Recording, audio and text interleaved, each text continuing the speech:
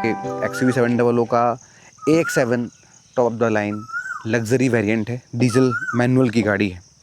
तो इस वीडियो में क्या ख़ास है, इस वीडियो में आपके लिए क्या लेके आया हूँ, तो मैं आज आपके लिए इस गाड़ी का ऑनरशिप एक्सपीरियंस लेके आया हूँ। मैं 6 महीने में मैंने गाड़ी चला दी है 10,000 किलोमीटर। उन 10,000 किलोमीटर में इस गाड़ी ने कैसे परफॉर्म किया है, इस गाड़ी के साथ मुझे क्या क्या इश्यूज़ आए हैं, ये गाड़ी कहाँ पे आउट परफॉर्म करती है और ये गाड़ी कैसी है, तो एज अ ऑनर मैं आपको बता पाऊँगा। कि तो इस गाड़ी के पहले आउटर लुक्स की बात कर लेते हैं। तो ये कुछ उसका फ्रंट व्यू है, जहाँ पे आपको ये मैसिव ग्रिल दिखती है, महिंद्रा का लोगो, E360 के लिए फ्रंट वाला कैमरा, इसकी लाइट्स बहुत ही बढ़िया लाइट्स हैं। मैं इसका रिव्यू आपको फर्दर आगे दूंगा जब मैं आपको। ये top of the line model है X7 लग्जरी। तो इसके अंदर आपको 18 इंच के टायर आते हैं। इसके अंदर आपके ये फ्लश डोर्स आते हैं। अगर मैं आपको दिखाऊं तो जैसे ये लग्जरी मॉडल है, तो लग्जरी मॉडल में ये मोटर ड्रिवेन है। आपको इनको ओपन करने के लिए सिंपली अनलॉक बटन दबाना है। तो आप अगर एक बार दबाओगे तो आपको ड्राइवर साइड का डोर अनलॉक होगा, और 2 बार दबाओगे तो चारों डोर अनलॉक हो जाएंगे। तो ये ऑप्शन आपकी सेटिंग में है, आप चाहो तो एक डोर अनलॉक कर सकते हो या चारों डोर अनलॉक कर सकते हो। तो ये काफ़ी अच्छा फ़ीचर है, काफ़ी अच्छा आपको फील देता है, लग्जरी फ़ीचर गाड़ी के अंदर आता है। ये कुछ सी रियर प्रोफाइल है, इसके अंदर आपको सारी की सारी लाइट्स LEDs आती हैं। तो ये कुछ ऐसी गाड़ी की रियर प्रोफाइल है, और साइड से आपको ऐसा दिखता है। जैसा कि ये टॉप मॉडल है, तो इसमें आपको सारे फीचर्स मिलते हैं। 360 डिग्री कैमरा मैं आपको बता ही चुका हूँ। इसके अंदर आपको 7 एयरबैग्स आते हैं। उसके अलावा इसके अंदर ऑटोमेटिक हेडलैम्प्स हैं, ऑटोमेटिक रेन सेंसिंग वाइपर्स का फीचर आता है, और इसके अंदर आप देख सकते हो रडार फंक्शन भी यहाँ पे लगा हुआ है। ADAS लेवल 2 आता है। तो इसके अंदर आप देखो सामने यहाँ पे ये एक कैमरा लगा हुआ है। इस गाड़ी में ये जो आप साइड फुटस्टेप्स देख रहे हो, ये मैंने लगवाया है। ये रेन वाइजर्स मैंने लगवाए हैं। ये कंपनी से आप लगवाओगे तो थोड़ा कॉस्ट ज़्यादा आती है, बट क्वालिटी अच्छी मिलती है। अभी तक इसका 6 महीने में कुछ भी क्रोम का डिग्रेड नहीं हुआ है। जो क्रोम एक्चुअल में साइड बिडिंग में आया हुआ है, वही टाइप का क्रोम आपका इसका सन रेन वाइजर्स के अंदर भी लगा हुआ है। तो कुछ ऐसी आपकी ये गाड़ी की प्रोफाइल दिखती है। और मैंने ये डोर के गार्ड्स लगवाए हैं। उस गाड़ी के दिल की बात कर लेते हैं जो इसको चलाता है, तो वो है इसका इंजन, जो कि इसका मेन USP है। ये 2.2 लीटर का डीजल इंजन है, बहुत ही शानदार इंजन है। इस इंजन की अगर फिगर्स की बात करूं तो नंबर्स में ये 182 bhp और 420 Nm का टॉर्क बना के देता है, जो मोर देन सफिशिएंट है। हम जैसे यूज़र्स के लिए तो मोर देन सफिशिएंट है, ज़रूरत ही नहीं पड़ेगी। इसमें 3 ड्राइविंग मोड आते हैं, मैं आपको बताऊंगा आगे। मैंने आज तक नहीं लगाए, ट्रस्ट मी, आज तक मैंने मोड्स यूज़ करे ही नहीं। इसका रॉ पावर इतना ज़्यादा है कि तो ये डायनामिक स्वाइप इंडिकेटर्स बहुत ही प्यारे लगते हैं। जब आप इन्हें देखोगे रात में, अभी भी आपको क्लियर दिख रहा होगा, LED है, तो बहुत प्यारे लगते हैं। ये कुछ फ्रंट के थे, मैं आपको रियर के दिखा देता हूँ। तो ये देखो आप, बहुत ही अच्छे लगते हैं ये। मतलब एक क्लासी, एक डिफरेंट आपको लुक देता है। तो आपने पैसे खर्च करे हैं तो वो दिखेगा। चलिए और मैं गाड़ी के अंदर आपको लेके चलता हूँ, आपको दिखाता हूँ कि इस गाड़ी में कितना लेग स्पेस वगैरह और सिटिंग कंफर्ट कैसा है। तो मैं पहले रियर सीट में चलता हूँ। तो मैंने जो अपनी ड्राइवर सीट है वो मेरे हिसाब से एडजस्ट कर रखी है। मेरी हाइट जो है, फॉर रेफरेंस बता दूँ आपको, 5 फीट 8 इंचेस है। तो 5 फुट 8 इंच का आदमी अगर गाड़ी में बैठता है तो उसे कितना लेग स्पेस मिलेगा, तो वो आपको वहाँ क्लियरली दिख रहा होगा। इतना स्पेस है, मतलब मेरा हाथ भी इसमें छोटा पड़ रहा है, इतना स्पेस के अंदर दिया हुआ है। और आपको चाहे तो सीट को आप आगे पीछे से पुश करके कर सकते हो। तो ये काफ़ी अच्छे फीचर्स में दिए हुए हैं। खैर, और अगर मैं हेडरूम की बात करूं तो मेरे जैसे इंसान के लिए तो बहुत ज़्यादा हेडरूम है। और ये इसकी मैसिव सनरूफ, तो ये काफ़ी अच्छा केबिन है, काफ़ी अच्छी गाड़ी है। और इसका इंटीरियर जो है वाइट है, तो वाइट इंटीरियर होने के कारण ना इसमें आपको एयरी फील आती है। ठीक है, ये कुछ ऐसा है। और जो रियर सीट्स हैं वो मैंने तो फोल्ड करके रखी हुई है, आपको दिखा देता हूँ। मैं आपको रियर सीट्स दिखा देता हूँ कि रियर सीट्स में कैसा इनका सिस्टम है। ये देखो आप, मैंने आज तक इसकी रियर सीट्स को कभी ओपन ही नहीं किया, कोई यूज़ आया ही नहीं है। फिर मैं आपको दिखा देता हूँ। उसके पहले दिखा देता हूँ, मैंने ये गाड़ी का एक बैग ले रखा है, ऑर्गेनाइज़र बैग इसको बोलते हैं। ये बहुत ही अच्छा बैग है, क्वालिटी बहुत अच्छी है इसकी। ये एक RR ब्रांड का है। मैं इसका लिंक आपको डिस्क्रिप्शन डाल दूँगा। इसमें सारे कंपार्टमेंट्स हैं जो आप अपने हिसाब से मॉडिफाई कर सकते हो। तो ये कुछ मैंने आगे का मेन विंडशील्ड का अम्ब्रेला लगा रखा है, इसमें मैंने एयर पंप लगा रखा है, ठीक है। और ये कुछ वॉशर है, फ्लूइड वॉशर विंडशील्ड का। और ये इंटीरियर क्लीन करने की फोम, क्योंकि आपका वाइट इंटीरियर है तो आपको क्लीन करना पड़ेगा, ठीक है। तो मैं आपको एक सीट दिखा देता हूँ सीधी करके, यहाँ से आप लीवर से ऐसे इसको सीधा कर सकते हो। तो ऐसा कुछ ये सीट हो जाएगी। तो आपका स्पेस इतना रहता है कि आप अपनी छोटी ट्रॉली और छोटे मोटे 2 बैग रख सकते हो, उससे ज़्यादा सामान इसमें नहीं आएगा। अगर आपको सामान कैरी करना है लगेज, तो आपको सीट्स को फोल्ड करना ही पड़ेगा। तो ऐसा कुछ इसका रियर का एरिया है। चलिए अब ड्राइवर साइड डोर खोल के देखते हैं कि ड्राइवर साइड डोर में आपको क्या मिलता है। तो ये कुछ ड्राइवर साइड का डोर है।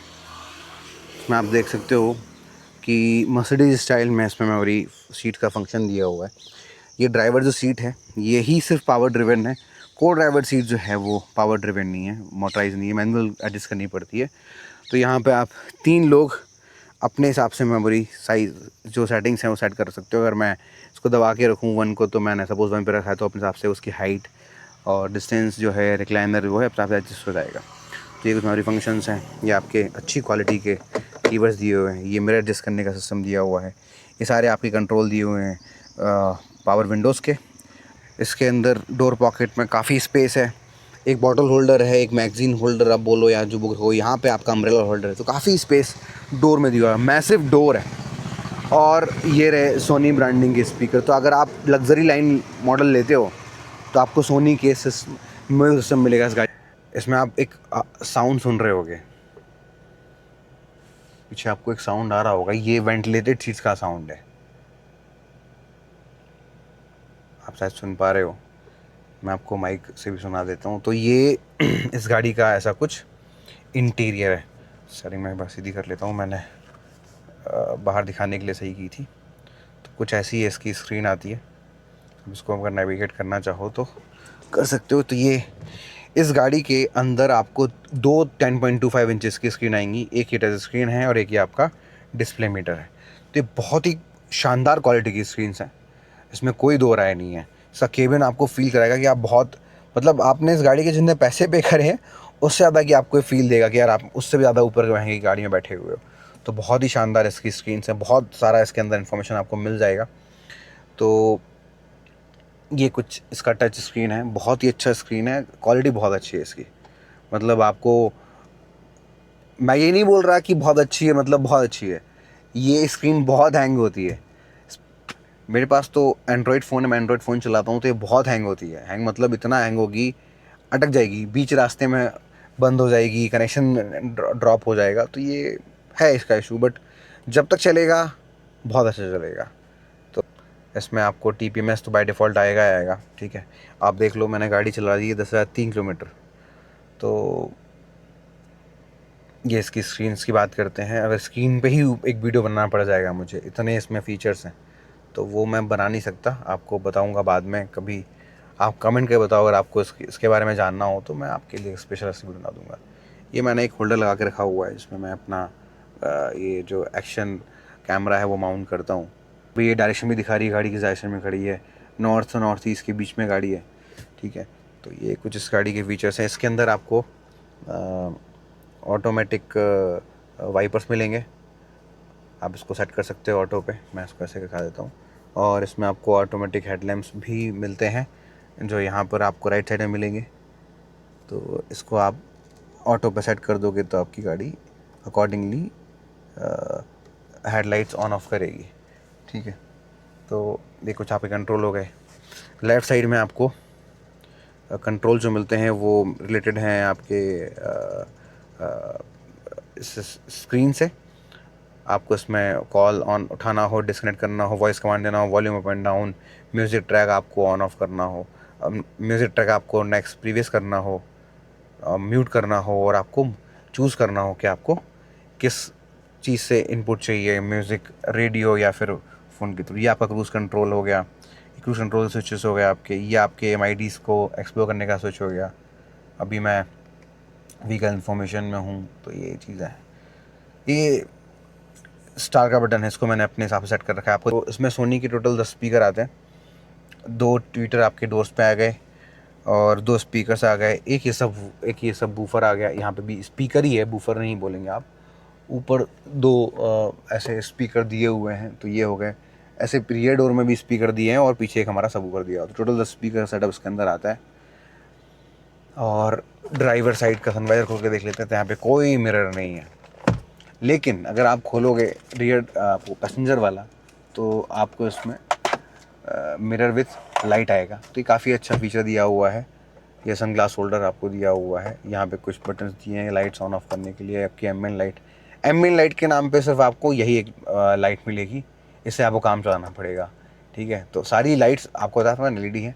यहाँ पर कुछ सनरूफ खोलने का स्विच है, इसका मैसिव सनरूफ है। आप देखो कितनी बड़ी सनरूफ है, इतनी बड़ी इसकी ओपनिंग है कि आपको समझ में नहीं आएगा कि भाई साहब इससे निकलना है या अंदर आना है, इतना बड़ा सनरूफ है बहुत। तो हल्का सा पुश करने पे सन ब्लाइंड इसका क्लोज होता है। अगर मैं इसको स्टॉप कर रहा हूँ तो बस टच करना है। अब मैं हल्के से टच करूँगा तो ये सन ब्लाइंड ओपन हो जाएगा। सनरूफ आपकी एज इट इज़ रहेगी। अगर मुझे फर्दर सनरूफ खोलनी है तो मुझे इसको एक बार फिर से प्रेस करना है, तो आपकी सनरूफ खुल जाएगी। अब बात करते हैं इसके कंट्रोल्स की। तो इसमें बहुत ये, अगर मुझसे कोई पूछे ना कि आपको बटन चाहिए स्क्रीन, तो मैं बोलूँगा मुझे बटन चाहिए। सीरियसली ये इतने हैंडी है ना, आप जब ड्राइव कर रहे हो तो आपको स्विचेस को टच करना, आपको कुछ दिन बाद अंदाज़ा होता है। देखो आपने इतना स्मार्ट फंक्शन दिया है यहाँ पे कि एक यहाँ पे अलग से देख सकते हो, यहाँ पे एक अलग से एक बटन टाइप कर दिया जो टच, मतलब जो ऑपरेशन का कुछ यूज़ नहीं है। ये इसके लिए कि आपको इंडिकेशन हो जाए कि हाफ वाट में आ चुके हैं, ये फ़ैन की स्पीड के लिए। तो आपको इतना इन्होंने ध्यान रखा है। तो ये सारे बटन्स हैं। ड्यूल जोन एसी कंट्रोल आता है इसके अंदर, क्लाइमेट कंट्रोल।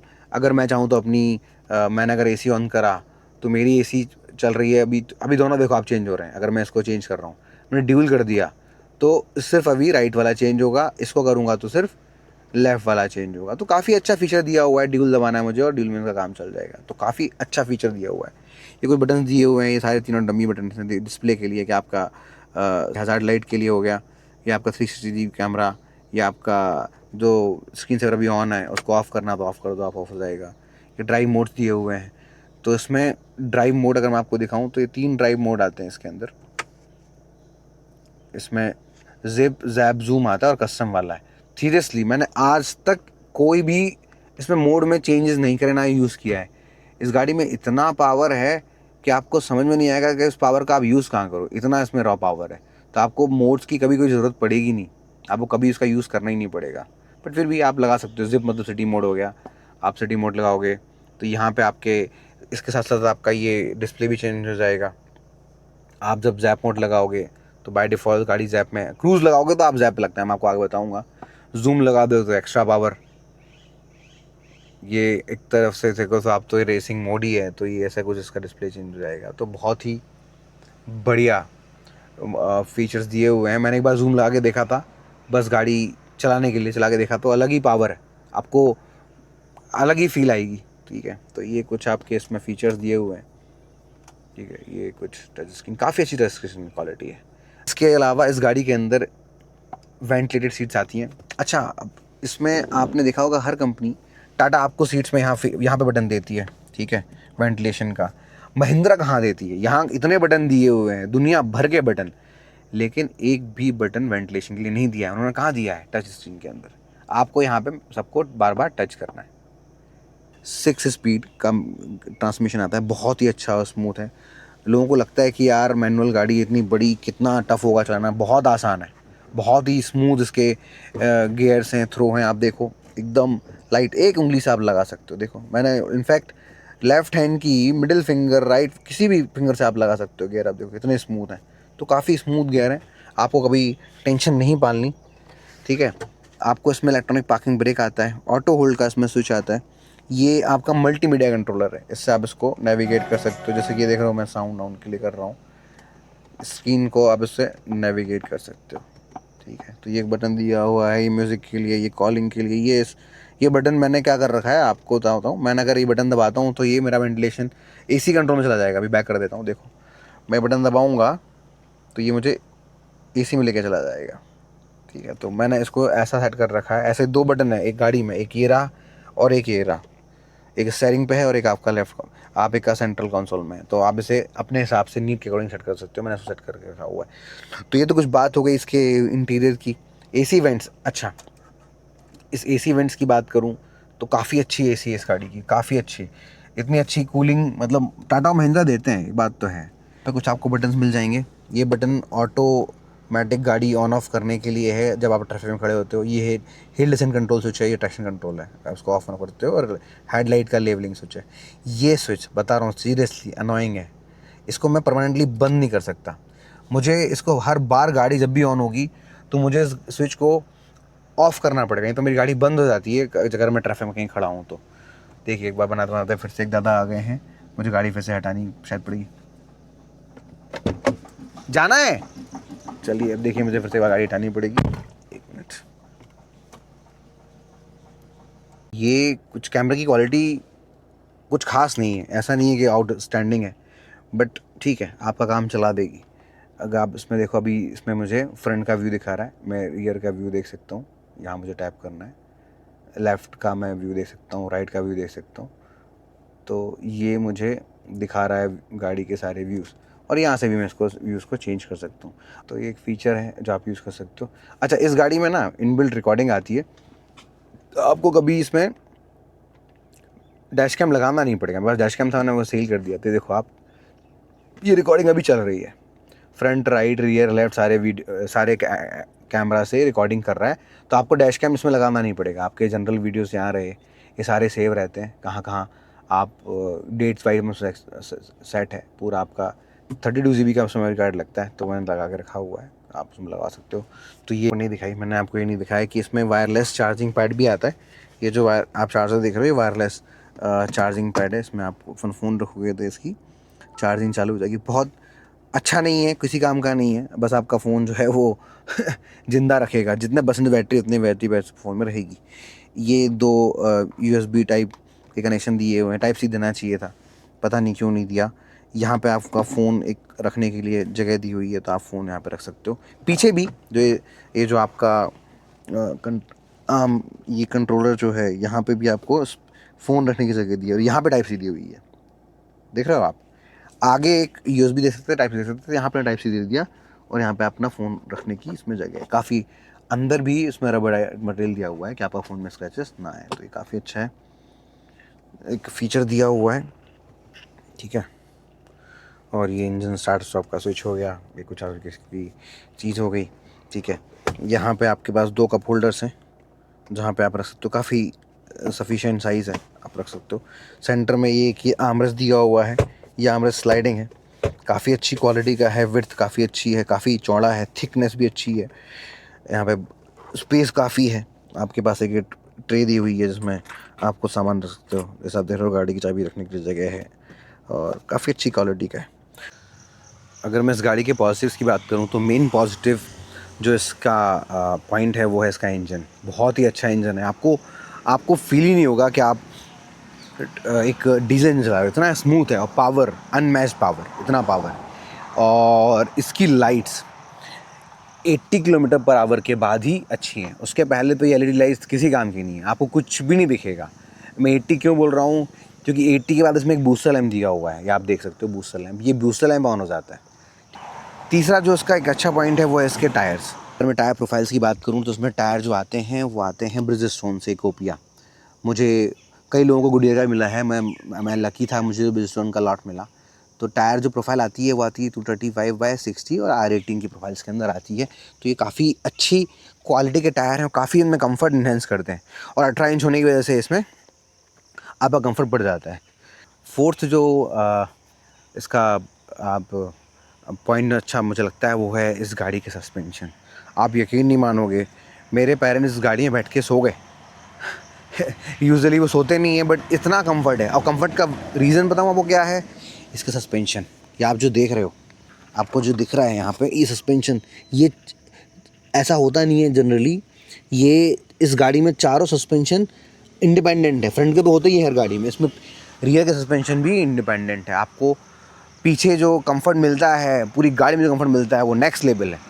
आपको कभी भी ऐसा फील नहीं होगा कि आप इतनी बड़ी गाड़ी में बैठे हो, कैसे भी बैठे हो, बट कंफर्ट नेक्स्ट लेवल है। आपको बहुत अच्छा कंफर्ट मिलने वाला है, ठीक है। और इसी वजह से, सस्पेंशन के सेटअप की वजह से इसका स्टेबिलिटी मार्वलस, इसकी स्टेबिलिटी इतनी अच्छी है। हाई स्पीड्स पे आप गाड़ी चलाओगे तो आपको कभी भी कॉन्फिडेंस लूज़ नहीं होगा। आप जब चाहो जैसे टर्न पे चाहो गाड़ी यूज़ कर सकते हो, चला सकते हो। बहुत ही अच्छी चलती है, बहुत ही कंफर्टेबल इसकी राइड है। और जो एक और इसका पॉजिटिव पॉइंट है वो है इसकी जो इंटीरियर, जो केबिन, जो इसका स्पेस है, जो इसकी कुशनिंग है सीट्स की, बहुत अच्छी है। इसका जो लंबार सपोर्ट है बहुत अच्छा है। आप उसको, इसमें बैक सपोर्ट भी मिलता है, इसको आप एडजस्ट कर सकते हो। तो ये बहुत ही अच्छा क्वालिटी का इसमें मटेरियल यूज़ तो नहीं किया है, बट ठीक है, जो भी है वो इंडियन ब्रांड्स के अकॉर्डिंग अच्छा है। इसमें आपको स्टीयरिंग काफ़ी अच्छा है, इसकी स्टीयरिंग बहुत लाइट है, गियर बहुत स्मूथ हैं। तो ये चीज़ें कुछ हैं जो अच्छी हैं। तो मैं वीडियो बना रहा था तो साथ में कुछ ये भाई लोग रुके हुए हैं गाड़ी देख के, अभी ये गए थे। तो भाई का नाम करणदीप सिंह जी। करणदीप जी। और तुसी बाजी अजय अदीप। और अब तुसी बाजी जगदीप सिंह अदीप। तो आप लोग क्यों रुके यहाँ पे, क्यों आए, क्यों रुके आप लोग, क्या देख के रुके? जा रहे थे, हाँ गाड़ी अच्छी लगी, हाँ इसलिए लुक अच्छी लगी गाड़ी की। हम ठीक है, लाइक करो, फॉलो करो, शेयर करो। चलो थैंक यू, अच्छी है गाड़ी। चलो। तो ये कुछ ऐसा है। तो मैं इसके पहले की गाड़ी की बुराई कर पाता, लोगों ने तारीफ़ कर दी। तो अब मेरे पास बुराई करने का मन नहीं कर रहा, बट ठीक है। मुझे आपको नहीं, बस घर से नाश्ता पानी करके आ रहे हैं। तो अब आपको मैं इस गाड़ी के थोड़े निगेटिव बताता हूँ। निगेटिव मतलब जो मुझे लगे हैं, फिर मैं आपको बताऊँगा मुझे इस गाड़ी में क्या प्रॉब्लम मैंने इसमें फेस करी हैं। तो मैं पहले इस गाड़ी के आपको निगेटिव बताता हूँ, क्या निगेटिव्स मुझे लगे हैं पर्सनली, मुझे क्या इसमें फ़ील हुआ है, क्या फेस कर रहे हैं प्रॉब्लम्स, आपको बता देता हूँ। तो सबसे पहली चीज़ जो मुझे बुरी लगती है वो लगती है इसकी हेडलाइट्स। अगर मैं इसे अपग्रेड कर पाता तो कर देता, लेकिन पॉसिबल ही नहीं है क्योंकि एलईडी हेडलैम्प्स हैं। ये 80 के नीचे किसी काम की नहीं है। 80 के बाद उसमें बूस्टर लैम्प चालू होता है, तब तक तो ये लाइट किसी काम की नहीं है। तो ये एक इशू आता है। दूसरा, ये जो पार्ट दिया है ग्लॉसी है, ये ग्लॉसी पार्ट होने के बाद इतना इसमें डस्ट अक्यूमुलेट हो जाती है और स्क्रैच पड़ जाते हैं, ये साफ़ नहीं होता। आप देख सकते हो, सिर्फ 6 महीने हुए हैं, 10,000 किलोमीटर गाड़ी चली है, उसके बाद भी इसमें इतना इशू आ गया है। इसमें जो पैनल आप देख रहे हो, गैप, पैनल का आप देखो, आप क्लियरली देख सकते हो कि कितना अनइवन है। आपको मालूम ही नहीं पड़ेगा कि यार आपकी गाड़ी, मैं तो सीरियसली जब मैंने गाड़ी की पिटाई करने गया तो मैं तो उनसे बोल पड़ा कि भैया क्या है ये, ठुकी बुटी है क्या? तो बोले नहीं सर ऐसे ही। मैंने कहा नहीं, तो पैनल गैप है, आप देखो ये पूरा इवन है, आपका ऐसा कोई गैप नहीं दिखेगा, ठीक है। अब मैं आपको रियर लेफ़्ट साइड में दिखाता हूँ कि लेफ़्ट साइड के पैनल गैप आप देखो, ये देखो आपको दिख जाएगा क्लियरली। ये वाला हिस्सा जो है वो अंदर है, ये वाला हिस्सा अंदर है, ये थोड़ा सा बाहर निकला हुआ है, देखो आप, दिख रहा है आपको, क्लियरली दिख रहा होगा। तो ये इतनी महंगी गाड़ी आपने दी है कस्टमर को, और इतने सारे इसका यूनिट सोल्ड हो चुके हैं, इसमें भी आप परफेक्शन नहीं ला पाए, तो ये एक इशू है। आपको हर जगह पैनल गैप्स थोड़े बहुत मिलेंगे, हाँ टाटा के जितने नहीं हैं, लेकिन पैनल गैप्स आपको मिलने वाले हैं। एक इसका नेगेटिव जो है ये है इसका IRVM। ये सच में, ये मैनुअल, इतनी बड़ी और महंगी गाड़ी में आपने मैनुअल में रह दिया हुआ है। आप अपनी थार जो रॉक्सन की आई है, आपकी स्कॉर्पियो जैसे सस्ती है, जैसे 4-5 हज़ार रुपये सस्ती आती है, उसमें भी ऑटोमेटिक आता है, इसमें आपने मैनुअल दे दिया, क्या सीन बनता है। अच्छा, दूसरा आपका जो ये ड्राइवर साइड का सनवाइज़र है, इसमें कोई मिरर नहीं है, क्यों? ड्राइवर को नहीं अपने आप को देखना है क्या? अरे यार वरना में देते थे, हुंडई की i20 में इसमें दिया जाता था। अच्छा, एक सबसे बड़ा इशू इसमें मुझे स्क्रीन में आता है, ये स्क्रीन सही चलती है, कभी दिक्कत नहीं देती, जो आपका डिस्प्ले करती है गाड़ी के पैरामीटर्स।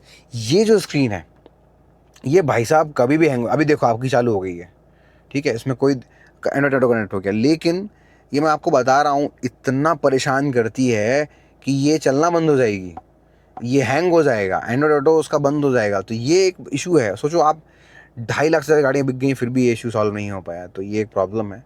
तो ये आपका होना चाहिए सही, ठीक है। तो एक ये मुझे इशू लगता है। सेकंड, आपका ये आपका इंटीरियर, ये आपको वाइट देने की ज़रूरत क्या थी? हाँ रूमी लगता है, नो डाउट। आप इसमें कुछ सीट्स को ब्लैक कर देते, कुछ और कर देते, कुछ और कलर डार्क कलर देते। ये इतनी गंदी होती हैं, आप देखो, सिर्फ 10,000 किलोमीटर चली है, 6 महीने हुए हैं और ये हाल है, देखो आपको गंदगी दिख रही होगी क्लियरली। तो मुझे इसके लिए अलग से देखा होगा आपने, मैंने दिखाया था, मुझे इसका 3M का एक लेदर इंटीरियर क्लीनर लेना पड़ा, तो वो एक इशू था। तो ये कुछ पॉइंट्स हैं। अच्छा, ये जो आपके पैडल्स हैं, ये पैडल्स, इनकी क्वालिटी सी, मतलब इतने हल्के फुल्के, आप देखो, ये देखो, बहुत हल्के हैं, इनकी क्वालिटी बहुत ही पतली दुबली है। अच्छा, इसका क्रूज़ बिल्कुल भी स्मूथ नहीं है। आप जैसे ही क्रूज़ कंट्रोल उसमें लगाओगे तो आपको गाड़ी में जर्क फील होगा, आप फील करोगे क्रूज़ कंट्रोल लग गया है, या आप उसको स्पीड को कम ज़्यादा कर रहे हो। बहुत ज़्यादा ओवर सेंसिटिव है। आपने इसको सेट पॉइंट को आपने इंक्रीज़ करा, मान लो 80 पे लगी, 80 आपने पुश करा फर्दर तो +2 -2 पे चलता है। 80 पे अगर आपने प्लस किया स्पीड पे तो 82 पे जाएगा, माइनस करोगे तो 78 पे आ जाएगा, तो आपको फील होगा। ऐसा हुंडई में नहीं था। मैंने हुंडई चलाई है, मैंने स्कोडा चलाई है, तो उसमें ऐसा स्मूथ चलता है, इसमें इशू है। अच्छा, एक और नेगेटिव की बात कर लेते हैं अगर करनी ही तो। ये जो सीट्स हैं फोल्ड होती हैं, मतलब ये सीट सिर्फ फोल्ड होगी, टंबल नहीं होगी, मतलब ऐसे पूरी रोटेट नहीं होगी, सिर्फ वॉल ही रोटेट होती है। ऐसा क्यों? अरे भैया, अर्टिगा वगैरह में भी आती है, और आपकी महिंद्रा की ज़ाइलो वगैरह आती थी, उसमें भी आता था। अगर मुझे अंदर जाना है, पीछे तरफ जाना है, तो मुझे वहाँ से घूम के आना है। क्यों, ऐसा क्यों? ये क्यों नहीं आपने किया? अच्छा, उसके अलावा ये स्लाइडिंग नहीं है, ये आपका स्लाइड नहीं होती, तो स्लाइड होनी चाहिए यार, पीछे स्पेस बढ़ जाता। अभी देखो, मैं अपने हिसाब से गाड़ी चला रहा हूँ और मैं पीछे बैठता हूँ, तो मेरे पास इतना स्पेस फालतू का है, मैं इसको आगे एडजस्ट ऐसे बैठ सकता था, ऐसे बैठ सकता था, पीछे वाला स्पेस बढ़ जाता, पीछे लोग बैठ जाते, तो ये आपको करना चाहिए था, तो ये आपने किया नहीं, पता नहीं किस हिसाब से। अच्छा, ये लाइट्स ठीक है, ये सब क्वालिटी बढ़िया है इनकी, है ना। ये जो प्लास्टिक क्वालिटी ने यूज़ करी है ये अच्छी नहीं है, अंदर जो मटेरियल यूज़ किया है वो अच्छा यूज़ नहीं किया है उतना ख़ास, ठीक है, तो आपको करना चाहिए था। देखो, ये ग्लॉसी जो पार्ट्स हैं वो आपको दिखेंगे बहुत अच्छे, लेकिन इनमें स्क्रैच बहुत जल्दी आता है। मैंने इसमें सब में PPF कर रखा हुआ है सारा, आप देख सकते हो PPF, थोड़ा एक जगह बबल दिख रहा होगा ना, तो पूरा PPF है, जितना भी ग्लॉसी है ये आपको कर दिख रहे होंगे, तो इसकी वजह से अभी तक स्क्रैच आया नहीं है। मैं चल जाते, दिक्कत हो जाते, ये आपके रहे, ठीक है। ये एक सॉफ्ट टच लेदर दे दिया, ठीक है, दे तो दिया। अब भाई साहब, ये पूरा हार्ड है, ये पूरा हार्ड प्लास्टिक है, ये पूरा हार्ड प्लास्टिक है, ये आपका हार्ड प्लास्टिक है, तो यार ये तो आपको एटलीस्ट देना चाहिए था। ये तो मारुति वाले भी इसमें सॉफ्ट आपका लेदर नहीं देते, तो फैब्रिक दे देते, आप लेदर दे देते। क्यों नहीं दे सकते? आप इतने प्राइस टैग में आप ले रहे हो, गाड़ी को दे रहे हो कस्टमर को, तो आपको देना चाहिए।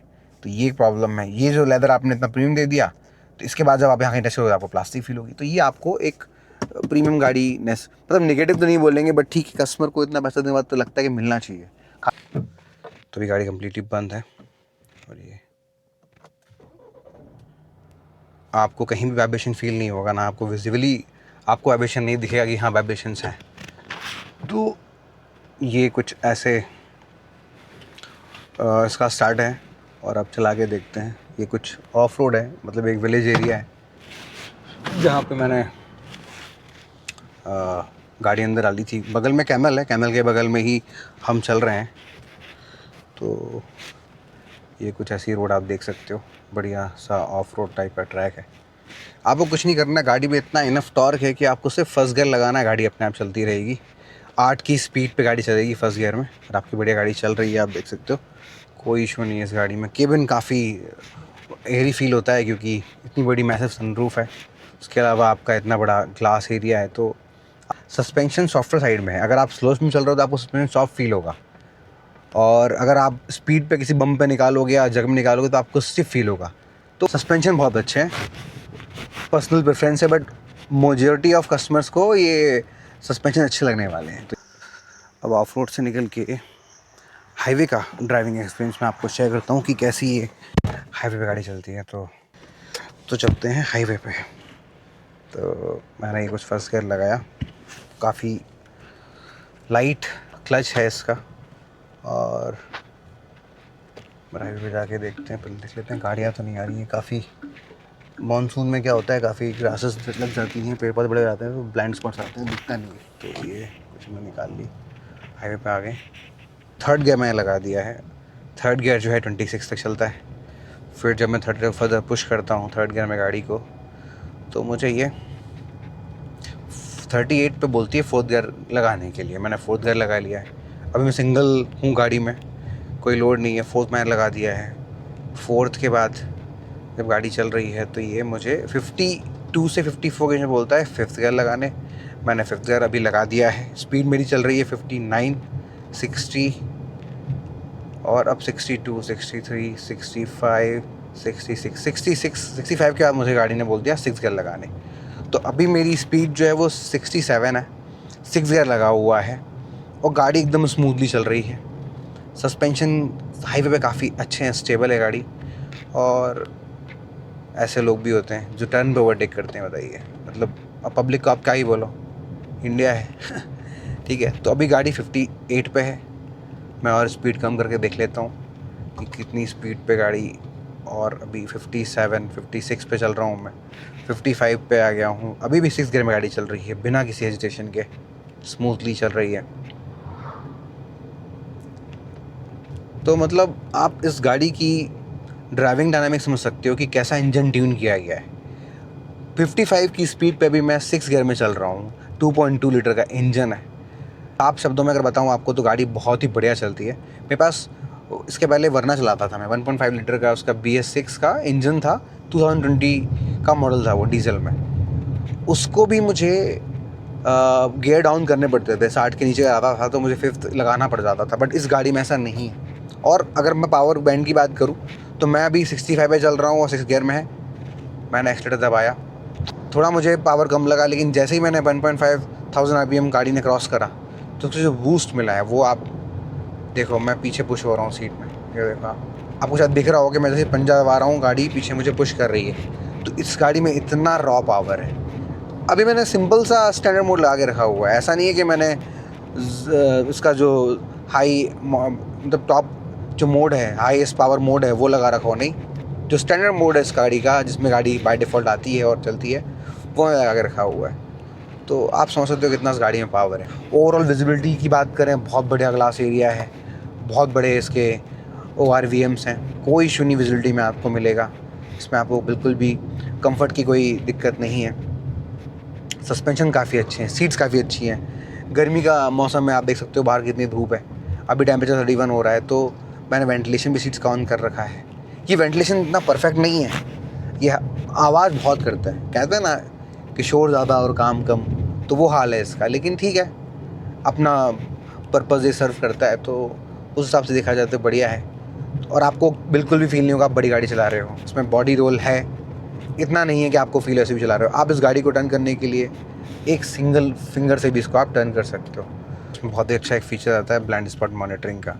जब आप लेफ़्ट का इंडिकेटर देते हो तो लेफ़्ट साइड वाला जो मिरर का आपका कैमरा है वो ऑन हो जाता है, तो आपको दिख जाता है लेफ़्ट में कि कोई ऑब्जेक्ट है, कोई व्हीकल तो नहीं आ रहा है या आपको टर्न लेना हो। आप जो राइट दोगे तो राइट का आपका सब्सिक्वेंटली चालू हो जाएगा। तो ये काफ़ी अच्छा फीचर है। ये ब्लाइंड स्पॉट मॉनिटरिंग पहले आती थी आपकी हुंडई वगैरह गाड़ियों में, तो उनकी ठीक है, इसका कैमरा क्वालिटी इतना खास नहीं है, बट ठीक है, काम चल जाएगा आपका, इतना भी बुरा नहीं है कि आपको दिक्कत आए।